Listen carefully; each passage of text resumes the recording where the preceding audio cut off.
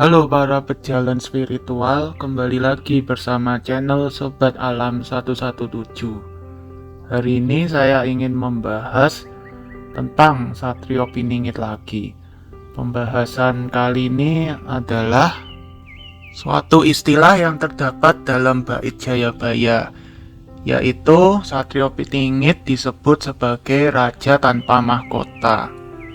Mungkin banyak orang mengira bahwa Satrio Piningit itu kesusahan secara finansial. Tapi sekali lagi ini adalah menurut pendapat dan pengamatan pribadi saya.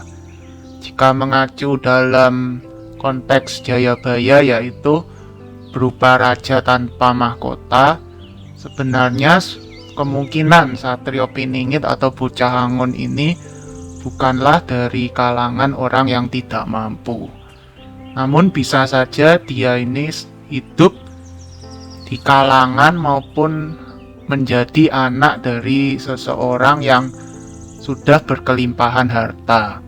Seperti pada bait Jayabaya, raja tanpa mahkota, seorang raja itu kan pasti memiliki suatu fasilitas maupun suatu keenaan-keenaan yang ada pada dunia ini. Nah, saya rasa seperti Satrio Piningit dan Bocah Angon sendiri ini pun terlahir di sebuah keluarga yang sangat berkecukupan. Maka dari itu kehidupan sosialnya atau kehidupan sehari-harinya dia itu seperti seorang raja. Dimana yang kita tahu raja itu kan pasti suatu kebutuhan dan juga kepenuhan keinginan itu kan bisa tercapai dengan mudah. Namun ia itu tanpa mahkota. Ya seperti pada zaman sekarang itu kan waktu zaman dahulu kan adalah suatu zaman kerajaan. Ya dimana orang yang bangsawan atau orang yang kaya memiliki harta melimpah kan biasanya adalah keturunan dari raja. Nah, sedangkan di zaman sekarang orang-orang yang memiliki harta melimpah maupun orang-orang yang tercukupi itu kan pada zaman sekarang itu kan orang-orang pembisnis gitu biasanya atau bisnismen. Nah, tentunya orang-orang kaya atau miliarder pada zaman sekarang itu kan tentunya tidak memiliki mahkota, namun kan memiliki harta duniawi yang seperti raja. Nah, menurut pandangan pribadi saya, yang dimaksud raja tanpa mahkota itu adalah yang demikian. Namun kalian semua pasti bertanya-tanya, nah kalau dia sebagaikan raja kan otomatis hidupnya senang, kan tidak nyambung dengan bait Jayabaya yang hidupnya kesandung kesampar. Nah, pada kali ini saya akan membahas juga bagaimana kaitannya dengan jangka Jayabaya yang menyebutkan bahwa kehidupan Satrio Piningit itu kesandung kesampar. Seperti yang kita ketahui, meskipun orang itu sekaya apapun ataupun segala keinginan dunianya tercapai, tapi apakah selalu orang yang kaya itu apakah selalu bahagia? Mungkin banyak dari kita itu merasa, oh kalau kita banyak uang, oh kalau kita punya harta yang melimpah, kita tidak akan kesusahan lagi. Tapi apakah kalian pernah membayangkan bahwa di dunia ini itu tidak ada satupun orang yang hidup tanpa masalah? Bahkan orang kaya pun itu meskipun banyak hartanya pasti memiliki suatu masalah sendiri.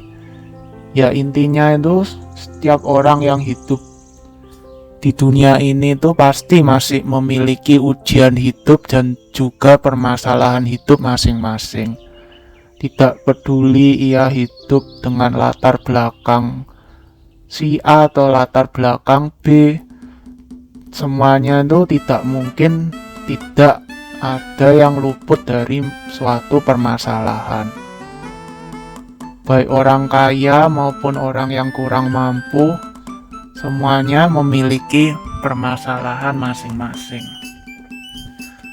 Nah, mari kita membahas bagaimana kesandung kesamparnya versi Raja Tanpa Mahkota. Seperti yang kita ketahui, sosok spesial yang disebut sebagai Satrio Piningit atau Bocah Angon itu adalah sosok yang mempunyai daya spiritual yang tinggi. Otomatis pikiran dan jiwanya itu pasti memiliki muatan spiritual yang tinggi.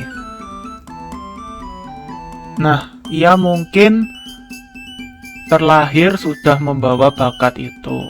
Bakat berupa pengetahuan spiritual dan juga pengetahuan alam semesta. Sementara itu, Raja Tanpa Mahkota, maksud dari status raja ini, dia itu mungkin saja terlahir di sebuah keluarga yang cukup kaya. Ya mungkin bisa, bagi beberapa orang bisa dibilang itu kaya raya. Nah, meskipun ia terlahir di keluarga yang kaya raya, tidak menutup kemungkinan dia tidak memiliki masalah sama sekali. Meskipun dia terlahir di keluarga yang kaya raya, ia pun masih tetap memiliki suatu permasalahan. Contoh permasalahan itu bisa saja dari saingan-saingan bisnis dari orang tuanya. Tentu saja seperti yang kita ketahui, orang yang iri dan juga dengki itu pastilah banyak, apalagi terhadap suatu kompetitor. Nah, dengan terlahir seperti itu, otomatis Satrio Piningit sendiri tidak luput dari serangan-serangan dari entitas gaib. Nah, serangan dari entitas gaib ini bisa saja salah satunya dari orang-orang yang iri juga dengki terhadap latar belakang dari keluarga Satrio Piningit. Ya, yang seperti kehidupannya terlihat enak seperti raja tadi. Otomatis banyak orang-orang juga yang iri sehingga mengirimkan santet maupun ya doa-doa yang jelek untuk Satrio Piningit dan keluarganya. Otomatis dalam lingkup keluarga Satrio Piningit ini pasti akan banyak serangan-serangan. Nah, serangan-serangan ini bisa saja berefek ke medis maupun ke psikis. Seperti yang kita tahu, energi negatif ini pasti akan menyerang psikis. Nah, psikis itu jadi bisa saja membuat orang menjadi mudah marah, emosian, dan tidak tenang. Jadi meskipun banyak harta, ia pun tetap mendapatkan banyak serangan. Nah, serangan ini tentunya juga luar biasa, bukan serangan gaib yang biasa-biasa saja. Karena seperti yang kita tahu, pasti banyak entitas negatif yang kelasnya tinggi seperti iblis itu pasti menginginkan Satrio Piningit untuk celaka. Nah, otomatis setiap hari dia pasti banyak berkelut juga dengan energi-energi negatif itu. Dampaknya itu ya macam-macam, bisa saja di tubuh, ya mungkin tubuh fisik dari keluarga Satrio Piningit itu kurang sehat, itu bisa saja. Lalu bisa saja setiap hari hawa di rumahnya, hawa di sekelilingnya itu tidak enak. Itu bisa saja terjadi. Nah, contoh lain dari meskipun kaya tapi tetap kesandung kesampar adalah ya meskipun kita bisa membeli segala sesuatu yang ada di dunia ini, itu belum tentu bisa membuat kita senang. Nah, contohnya kita itu bisa pingin HP, pingin mobil, pingin segalanya, ingin rumah, ingin jalan-jalan. Mungkin orang yang kaya itu bisa dengan mudah keturutan gitu ya. Misalkan ingin HP baru, ya udah tinggal beli. Ingin mobil baru, ya sudah tinggal beli. Mungkin ingin jalan-jalan, nginap di hotel mewah, ya tinggal bayar. Namun belum tentu hal-hal seperti itu akan membawa suatu kebahagiaan maupun membawa kepuasan batin. Seperti yang kita ketahui, hal-hal yang membahagiakan itu justru dapat membuat kita merasa sepo. Sepo itu seperti hambar. Jadi contohnya segala macam mungkin kita sudah enak, sudah keturutan gitu ya. Itu sebenarnya pada suatu titik itu kita bisa saja kita itu merasa hambar pada dunia ini. Seperti hal-hal duniawi yang menyenangkan kita itu tidak lagi membuat kita bahagia. Nah, di satu sisi menurut saya Satrio Piningit yang bergelar raja tanpa mahkota itu juga mengalami fenomena tersebut. Mungkin segala keinginannya itu bisa terwujud. Misalkan dari kehidupan yang mewah, mungkin dari segala kebutuhan duniawi yang tercukupi. Seolah-olah Satrio Piningit ini kan sudah seperti raja, di mana dia mendapat banyak kemudahan secara duniawi. Namun di satu sisi mungkin saja Satrio Piningit ini ada di suatu titik di mana dia merasa hampa, di mana segala hal-hal duniawi tadi itu seperti tidak lagi membawa kebahagiaan dalam diri dan juga jiwanya. Nah, seperti yang kita ketahui kan, spiritual dari Satrio Piningit ini kan pastinya levelnya tinggi. Tentunya dalam jiwanya itu ya pasti ada banyak kebutuhan secara spiritual yang harus dilakukan. Contohnya itu ya seperti meditasi dan juga relaksasi. Nah, mungkin di saat ini tuh Satrio Piningit yang lagi ya banyak harta segala bisa tercapai, mungkin di saat ini tuh dia sedang jiwanya itu sedang merasa hampa, kayak ya dia itu memerlukan sesuatu yang lebih untuk jiwa dan juga pikirannya. Dia juga sepertinya mulai menyadari bahwa ternyata meskipun hidup banyak harta atau bergelimang harta, ternyata semua itu tidak, ya bukan tujuan akhir dari hidup ini. Maksudnya meskipun segala sesuatu tercukupi, tapi seperti ada perasaan ganjil, seperti ada sesuatu yang kurang. Nah, sesuatu yang kurang ini sebetulnya adalah sesuatu yang banyak berkaitan dengan jiwa. Ya, kita kan tahu kalau jiwa fisik kita atau jiwa keduniawian kita itu cara makaninya kan ya dengan hal-hal fisik, misalkan ya dengan makanan, dengan membeli barang, dengan membeli barang-barang yang diinginkan. Itu kan adalah suatu bentuk asupan ataupun makanan duniawi. Nah, sedangkan jiwa kita ini kan belum tentu dengan keduniawian itu bisa terpuaskan gitu loh. Contohnya, kita kan dalam hal keduniawian itu belum tentu hal keduniawian dan kekayaan kita ini membawa suatu ketenangan, baik ketenangan pikiran maupun ketenangan batin. Orang yang banyak harta sekalipun itu belum tentu pikiran dan juga jiwanya itu tenang. Nah, orang yang banyak harta sendiri pun pasti yang dipikirkan itu juga banyak. Seperti misalkan kita itu harus memikirkan bagaimana bisnis dan juga karir kita meningkat, bagaimana cara melipat gandakan uang kita, lalu bagaimana kita itu harus bisa berkompetisi dengan kompetitor. Nah, otomatis yang banyak harta bagaikan raja itu pun belum tentu pikiran dan jiwanya tenang. Nah, hal-hal yang dapat menenangkan pikiran dan jiwa kita itu tentunya hal-hal yang berhubungan dengan spiritual. Nah, hal spiritual ini kan identik dengan suatu hening ataupun kesunyian dan mengeksplor diri kita yang dalam. Otomatis dalam lelaku spiritual itu pasti kan banyak istilahnya topo atau bertapa ataupun meditasi.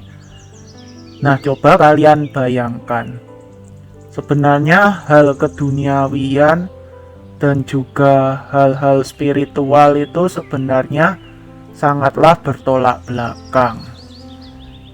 Di dalam hal spiritual itu kan banyak unsur suatu ketenangan, suatu keheningan, ya ketenangan batin, jiwa dan raga. Otomatis dalam lelakunya kan kita banyak menyepi dan juga menepi.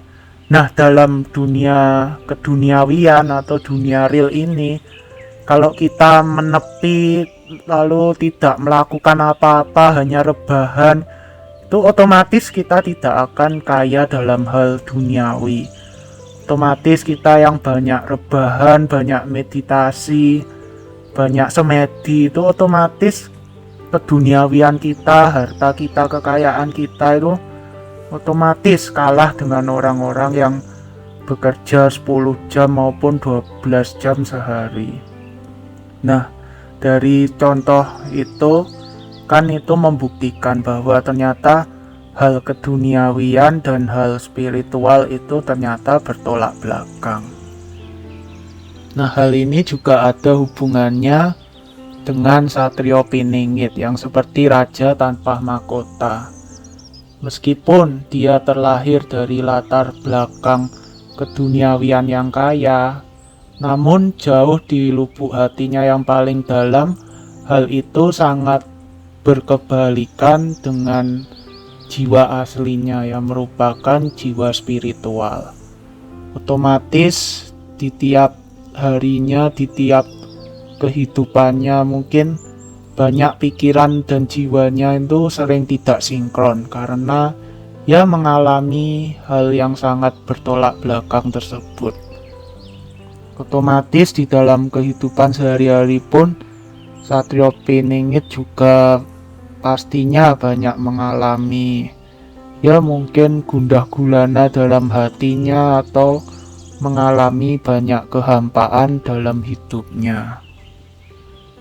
Di satu sisi juga sebagai ya manusia biasa, tentunya kita kan kalau melihat teman ataupun jika berada di lingkungan orang-orang kaya, otomatis kan isi dari pikiran orang-orang lain itu kan ya mencari uang, mencari relasi bisnis, memikirkan bisnis baru, memikirkan keuntungan yang berlipat-lipat.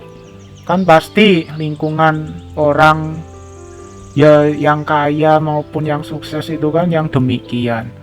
Gak usah jauh-jauh deh, kita sendiri sebagai pejalan spiritual itu melihat orang-orang yang seumuran kita itu pasti juga pikirannya berbeda. Mungkin orang yang seumuran kita itu berpikir tentang ya bagaimana karirnya, masa depannya, kapan menikah, punya anak, menghidupi anak, kan mungkin begitu. Tapi yang sebagai pejalan spiritual kan otomatis yang ada di pikirannya itu kan juga berbeda. Seperti yang ada di pikirannya itu mencari jati diri, mencari misi jiwanya, mencari suatu ketenangan batin. Nah, otomatis hal-hal yang tidak sinkron dengan lingkungan sosial ini bisa saja loh membuat kita itu menjadi kepikiran, sedih, bahkan depresi. Otomatis kalau orang yang kaya pun terlahir di keluarga kaya seperti Satrio Piningit, namun jiwanya itu jiwa spiritual, otomatis hal ini itu pasti sangatlah mengganggu pikirannya. Otomatis dia itu secara tidak langsung pasti juga kesandung dan kesampar. Seperti misalkan ya kalau mengikuti arus dunia itu ya harusnya kayak menjadi orang yang sukses dalam bisnis atau apa. Tapi justru dalam jiwa terdalamnya itu sangat haus dalam spiritual.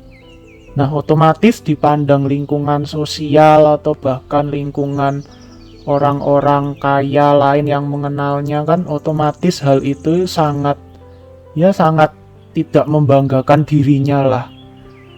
otomatis dia akan pastinya sering merasa minder, merasa kecil hati, merasa seperti tidak punya teman untuk bicara, merasa berbeda dari lainnya.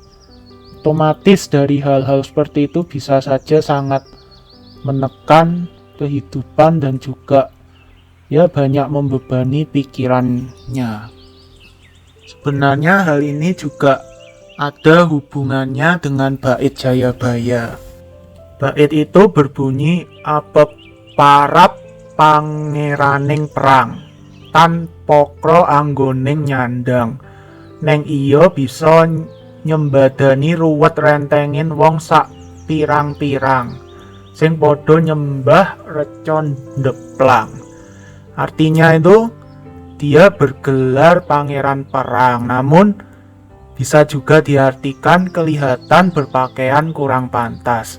Nah, banyak dari orang-orang kan mungkin mengira berpakaian kurang pantas dan kesandung kesampar ini kan mungkin dikira hidupnya tidak enak, maksudnya sangat berkesusahan dalam hal duniawi.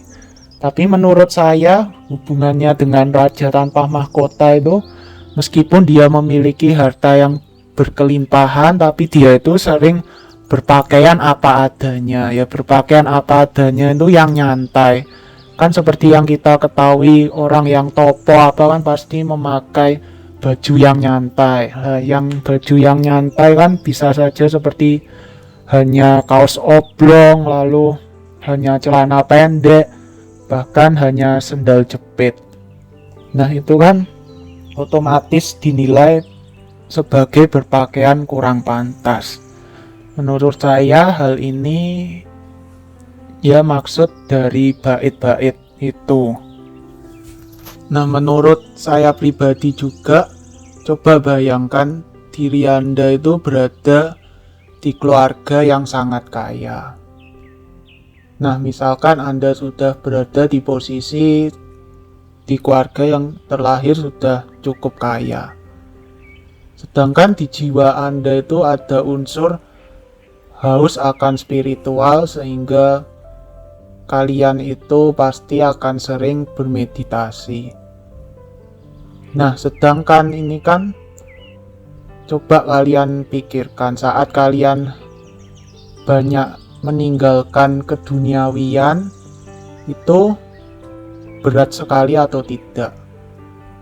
Misalkan ya Anda mempunyai suatu posisi dan jabatan di suatu perusahaan, Anda mempunyai suatu nama ataupun harta yang sudah melimpah.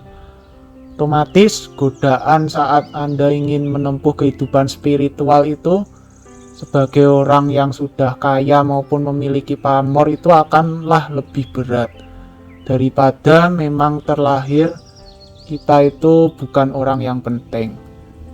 Nah, saat kita terlahir di keluarga yang biasa-biasa saja, otomatis kita itu untuk semedi atau apa mungkin bisa lebih gampang. Karena kita itu tidak punya godaan untuk melepaskan keduniawian. Namun coba pikirkan saat Anda mungkin telah memiliki segalanya, sudah memiliki pamor, jabatan, harta yang telah dikumpulkan dengan susah payah. Nah, di saat Anda harus menjalani spiritual, otomatis Anda harus merelakan kehidupan keduniawian. Nah, pertanyaannya, jika Anda di posisi itu, bisakah kalian, mampukah kalian merelakan? Otomatis semakin kaya Anda, semakin tinggi jabatan Anda, otomatis akan semakin susah bila melepaskannya. Nah, ini tuh merupakan bumerang dan juga permasalahan bagi orang-orang yang berjiwa spiritual namun terlahir di keluarga yang mapan. Mungkin banyak orang-orang melihat jika terlahir di keluarga mapan sudah berkelimang harta otomatis tidak punya masalah. Namun itu sebenarnya bukan demikian. Jika kalian terlahir di keluarga yang sudah mapan dan memiliki panggilan spiritual, itu justru godaannya akan semakin berat. Karena kamu otomatis harus merelakan segala hal-hal keduniawian yang telah kamu miliki. Namun hal ini tidak berarti kalau hal-hal keduniawian itu tidak perlu 100%, itu juga bukan. Seperti yang kita ketahui pada zaman sekarang itu segalanya kan diukur oleh uang. Apa-apa kita untuk memenuhi kebutuhan sehari-hari otomatis kita kan butuh uang. Nah, uang ini sebenarnya juga diperlukan untuk menyokong kehidupan kita sehari-hari. Uang ini sebenarnya perannya juga cukup penting untuk para spiritualis. Misalkan kita itu kan mau bermeditasi, mau menenangkan diri. Otomatis kalau kebutuhan finansial kita tidak tercapai, kita itu juga akan susah mencari waktu dan juga mencari tempat untuk bisa bermeditasi menenangkan diri. Misalkan kita belum punya tempat tinggal yang nyaman untuk meditasi, otomatis kan lelaku spiritual kita itu juga akan terhambat. Lalu misalkan kita itu belum memiliki ekonomi yang stabil, jadi otomatis kita kan pasti juga banyak kepikiran, besok makan apa, besok dapat uang dari mana, kan demikian. Otomatis pikiran itu kan juga bisa menghambat laku spiritual kita. Jadi yang baik itu sebenarnya kita itu dalam hal keduniawian ini tuh harus mempunyai batas di mana kita merasa cukup. Nah, cukup itu, rasa cukup dari setiap orang ini kan otomatis pasti berbeda. Ada yang mungkin sudah memiliki rumah sendiri itu cukup. Namun ada juga yang kalau sudah memiliki rumah sendiri di kawasan elit, mungkin memiliki mobil mewah, itu baru cukup. Mungkin ada juga yang dia baru merasa cukup itu kalau sudah menjadi orang terkaya, nomor 1 di negaranya ataupun nomor 1 di kotanya. Nah, hal itu pasti tiap orang berbeda-beda. Tapi hal tersebut itu seharusnya dalam kita hidup ini tuh kita itu harus sudah tahu batas cukup kita itu sampai mana, dan jangan sampai kita melampaui batasan cukup itu hingga kita itu menjadi tamak. Nah, contoh termudahnya batas cukup yang wajar itu sebenarnya seperti kita lihat pada para petapa, seperti petapa maupun Romo yang telah meninggalkan keduniawian itu.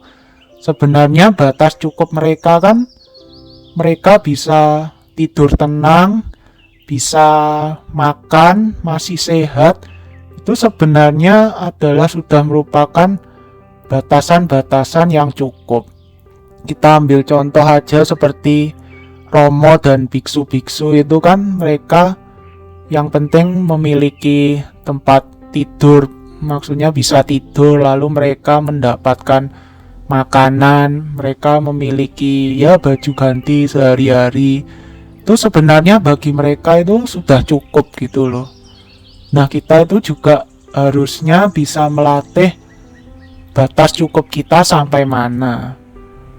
Mungkin kita itu sudah mapan sehari-hari, sudah bisa kebutuhan pokok tercukupi. Itu sebenarnya kita harus sudah bisa bersyukur dan juga menentukan batas cukup kita. Jika kita tidak memiliki batas cukup, otomatis kita itu akan terperosok dalam jurang ketamaan. Jurang ketamaan ini adalah jurang di mana kita itu tidak pernah merasa puas. Selalu ada pencapaian yang lebih dan lebih lagi yang ingin kita raih. Contohnya, jika kita tidak punya batas cukup itu, kita mungkin sudah menjadi orang yang tersukses di sekolah kita. Namun, kita merasa belum puas dan memiliki ingin yang lebih lagi. Kita pun bekerja keras siang dan malam, menghabiskan waktu kita hingga kita menjadi orang terkaya di kota. Nah, setelah menjadi orang terkaya di kota itu tidak cukup. Kita masih ingin misalkan memiliki peran yang penting di pemerintah, atau bisa-bisa ingin mencalonkan jadi orang nomor satu di negara. Itu sebenarnya kalau kita tidak punya batas itu, ya itu tidak memiliki batas dan akan semakin membuat kita terperosok dalam jurang keserakahan yang makin dalam lagi. Nah, bagaimana baiknya untuk menyeimbangkan keduniawian dan juga spiritual? Ya, kita itu setelah mencapai batas cukup dalam arti kebutuhan pokok kita sudah terpenuhi, kita itu harus segera meluangkan waktu kita untuk melakukan perjalanan spiritual. Contohnya gini, kayak kamu terlahir sudah enak atau di keluarga yang mapan. Nah, itu sebenarnya itu adalah suatu hal yang positif dalam arti kamu tidak perlu lagi memikirkan duniawi pusing-pusing, jadi kamu itu bisa menjalani kehidupan spiritual. Ya, karena segala hal telah dimudahkan. Namun kan pastinya nggak banyak orang yang berpikiran seperti itu kan. Nah, ini salah satu tips pribadi dari saya sendiri. Coba kalian tuh dalam mengejar duniawi itu jangan memikirkan pencapaian ataupun uangnya dulu. Tetapi rubahlah mindset dan pikiran kalian itu kalau kalian tuh mau mengejar duniawi agar bisa memiliki waktu yang lebih untuk hal spiritual. Nah, ini maksudnya gimana? Ya, maksudnya saat kerjaan kita sudah mapan, saat kebutuhan pokok kita sudah tercukupi, otomatis kita itu kan hidup agak lebih mudah dan memiliki waktu luang yang lebih gitu loh, misalkan kalau sudah mapan. Nah, cara kita kalau sudah mapan ini ada dua pilihan.